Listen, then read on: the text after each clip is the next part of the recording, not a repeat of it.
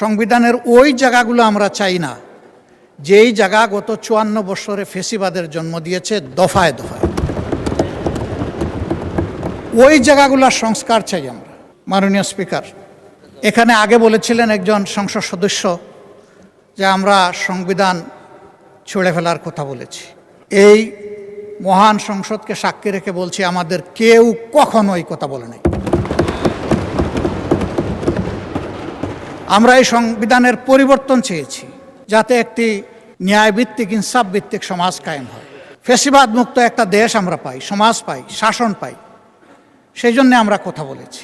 বরঞ্চ যারা বলেছেন তাদের অনেকেই দফায় দফায় এই কথাগুলো বলেছেন। একজন সম্মানিত সদস্য আজকেও বলেছে, আমরা কিন্তু কখনো বলিনি আমরা সংবিধান বিরোধী নই। সংবিধানের ওই জায়গাগুলো আমরা চাই না যেই জায়গা গত ৫৪ বছরে ফেসিবাদের জন্ম দিয়েছে দফায় দফায়। ওই জায়গাগুলোর সংস্কার চাই আমরা। এরপরে বলা হচ্ছে আমরা জুলাই সনদের, মনে হচ্ছে যে আমরা মুখোমুখি হয়ে যাচ্ছি। জুলাই সনদ গণঅভ্যুত্থানের অংশ, হৃদয় কলিজার একটা অংশ।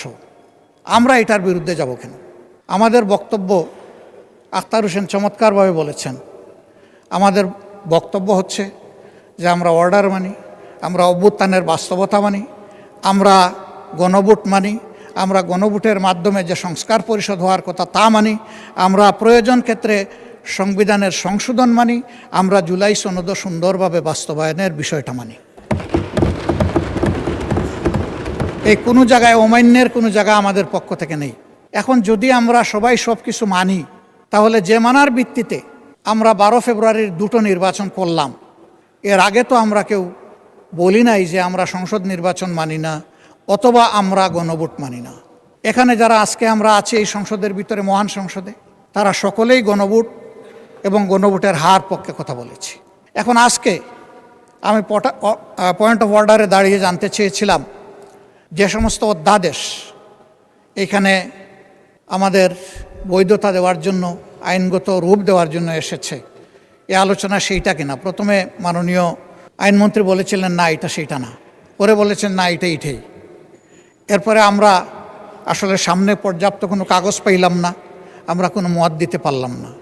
এখন যে ব্যাপারে আমরা কোনো কাগজপত্র পাইলাম না, মত দিতে পারলাম না, এই সিদ্ধান্তগুলোর হাসর কী হবে আমি বুঝতে পারছি না।